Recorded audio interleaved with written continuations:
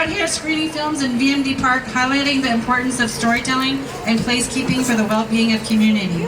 How does your work relate to these themes? And by work, I mean the films you make and everything else you do.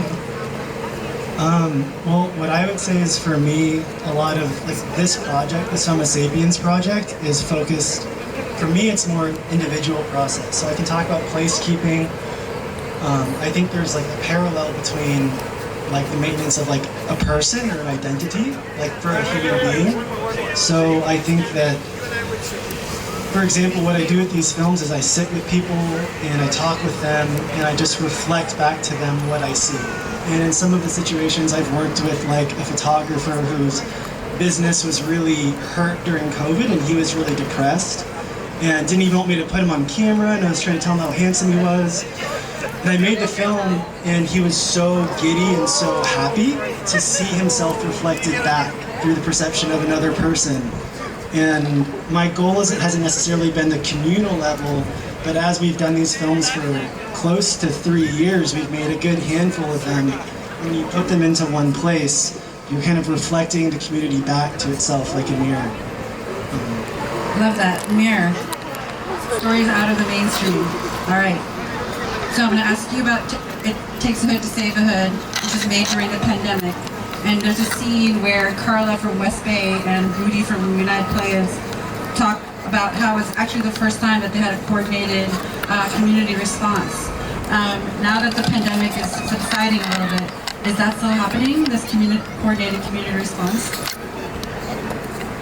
Hello? I would say yes. I think there's great work that continues to happen here in the South of Market. You know, SOMA Pilipinas is one of the people in the core. I mean, everybody plays their part, right? Like United Players historically, they're a violence prevention program. They take care of all our kids in the community. We got West Bay here that also does that, and then we also have SOMCAM.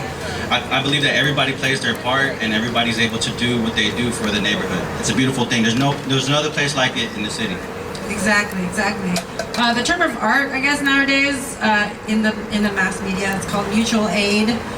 What you all were doing and what you all depicted in this film, and it's not new for the Filipino community. And a lot of times it's because governmental agencies and the private sector have not met community needs. Do you think that the mutual aid, the limitations of mutual aid, really require us to work more with the public sector, the private sector, or is doing mutual aid something that we need to expand on?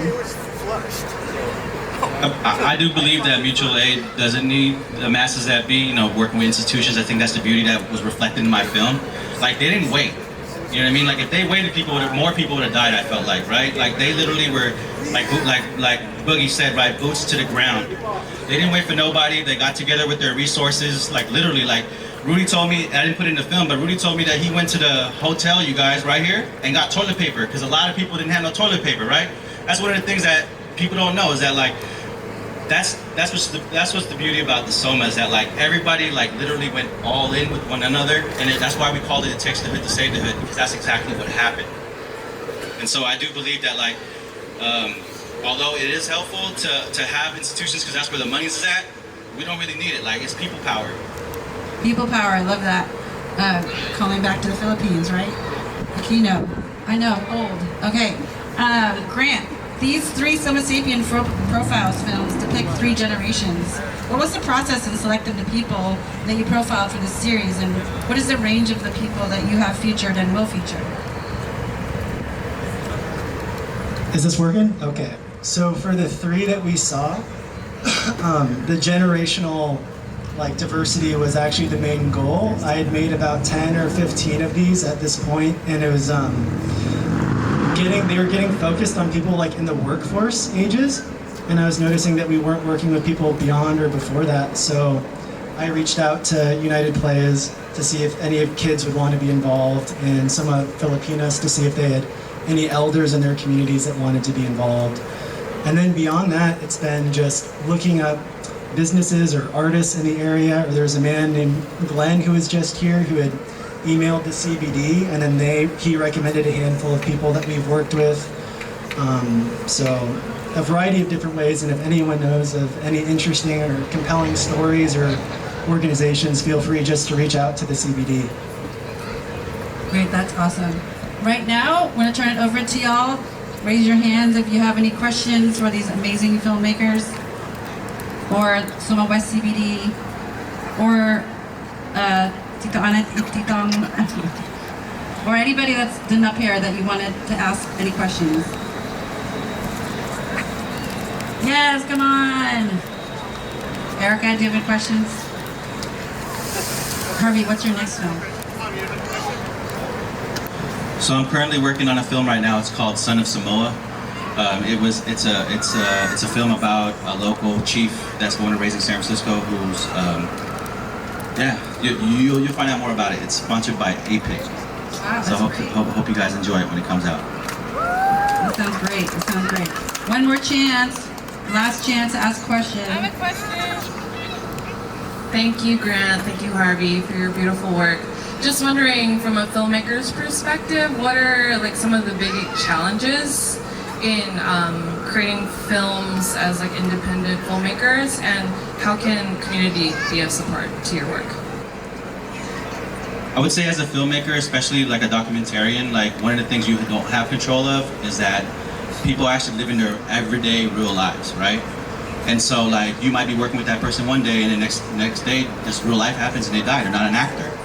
And so I would just say that, right? Like in creating this work, like we made this film pre-vaccine. And so like there was a lot of trust that had to happen. And so to answer the second part that Rachel mentioned was that how does the community help? The community helped by trusting us, right, to tell their stories. Because, you know, we talked about a lot of vulnerable things, and I think it's really important that like when we tell these stories, like we're humanizing folks, right? And we're giving them an opportunity to share their truths.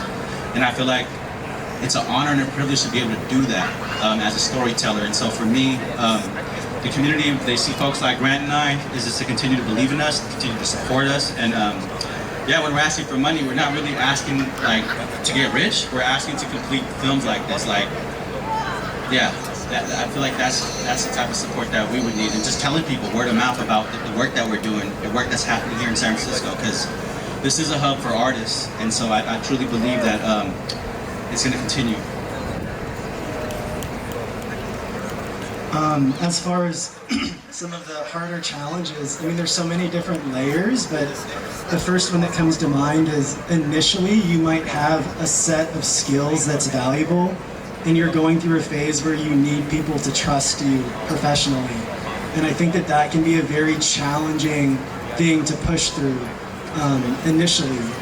And as far as community support, I mean, there's so many different ways. Like something I love about this series is they haven't been widely published yet, but when I make these pieces for people, some of the responses I get back from the individuals are so appreciative and loving, and that means so much more to me than a gajillion views on the internet in some ways. So I think just any kind of support, whether it's just verbal, can go a long way. Thank you for these stories and the reimagining and infiltrating the mainstream of what SOMA really is. I mean, a lot of the stories are about tech, but really on the ground, people like you and people like you making this place amazing. So thank you very much to Harvey, and thank you very much to Grant.